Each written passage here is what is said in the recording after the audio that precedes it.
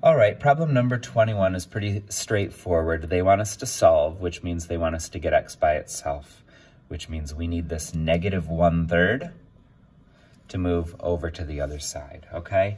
Now, the traditional way of doing it would be that we've got negative 1/3 times x, and the opposite of timesing is dividing, okay? Don't write down what I'm gonna write down right now, okay? But we could, just since the opposite of timesing is dividing, we could divide each side by negative 1/3. Okay, but what you're gonna see is, and then we could cross these out and we could just have x by itself over here, okay? The problem is that 6 divided by negative 1/3 is a very difficult thing to work with, whether you're doing this in your head or in a calculator. So a long time ago, mathematicians developed a better way of moving a fraction over to the other side. So instead of dividing by the fraction, we're gonna multiply by the reciprocal, okay? And the reciprocal is when you take a fraction and flip it over.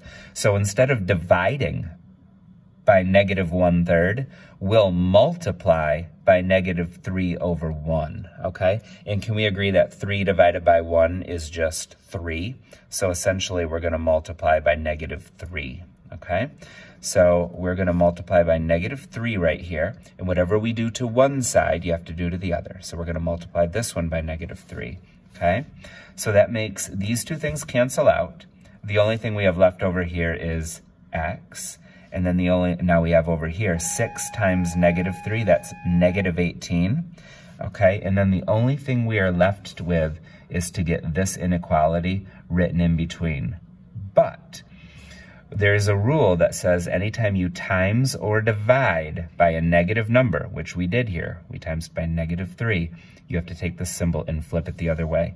So it's gonna go this way. So our final answer will be x is less than or equal to negative 18. All right, very good.